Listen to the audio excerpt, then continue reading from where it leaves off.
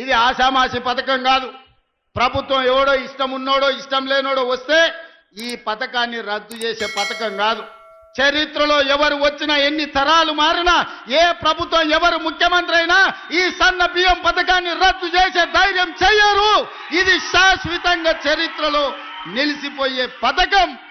ఆ పథకాన్ని ఇయ్యాల మీరందరూ వేలాది మంది యువకులే కాదు, వేలాది మంది ఆడబిడ్డలు హెలికాప్టర్ నుంచి నేను చూస్తే చీమల దండే హుజూర్ నగర్ వైపు కదులుతున్నట్టుగా కృష్ణా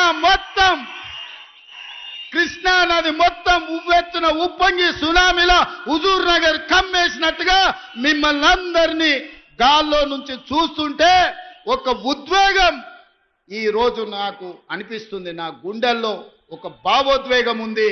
ఈ చైతన్యానికి ఈ రోజు మీరందరూ ప్రతీక. నేనేం చెప్పినా అంటే పని మంత్రులు పనిచేస్తేనంటే కుక్కతో దానికి కూలిపోయిందంట.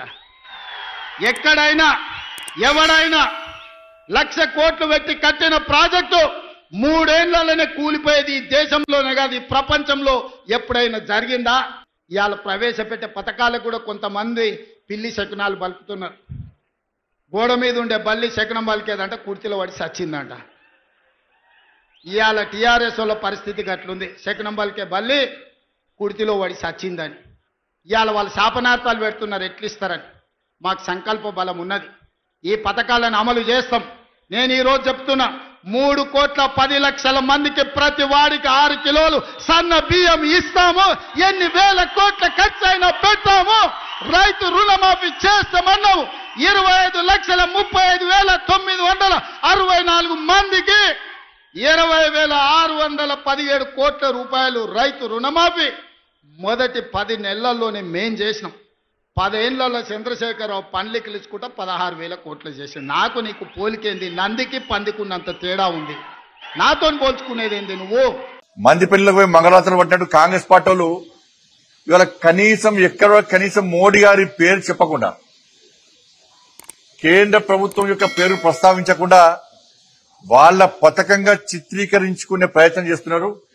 ఆడని డ్రామాలు చెయ్యని నాటకాలు వాళ్ళు ఇక డ్రామాలను ఆడుతున్నారు. ఇక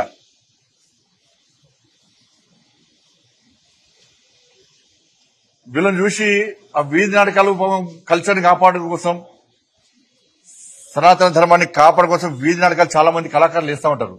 వాళ్ళే ఆశ్చర్యపోతున్నారు కాంగ్రెస్ వాళ్ళు చూసి. అరే మోడీ గారు బియ్యం ఇస్తుంటే కాంగ్రెస్ వాళ్ళు మాకంటే ఎక్కువ నాటకాలు చేస్తున్నారని చెప్పి వాళ్ళు ఆలోచిస్తున్నారు. వీధి నాటకాలు చేసే కళాకారులను మైమరిపించే విధంగా కాంగ్రెస్ పార్టీ నటిస్తున్నారు, జీవిస్తున్నారు.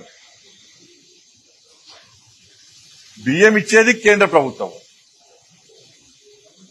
పేరు చెప్పుకునేది కాంగ్రెస్ పార్టీ.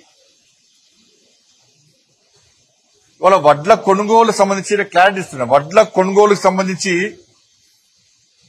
ప్రతి సీజన్ కు 10,000 కోట్ల రూపాయలను కేంద్ర ప్రభుత్వం ఖర్చు పెడుతున్నది. 2 సీజన్లు కలిపి ప్రతి సంవత్సరానికి కేంద్ర ప్రభుత్వము వడ్ల కొనుగోలు విషయంలో 20,000 కోట్ల రూపాయలను ఖర్చు పెడుతున్నది తెలంగాణ రాష్ట్రానికి. 20,000 కోట్ల రూపాయలు ప్రతి సంవత్సరానికి 2 సీజన్లు కలిపి. ఒక్క సీజన్ 10,000 కోట్ల రూపాయలు.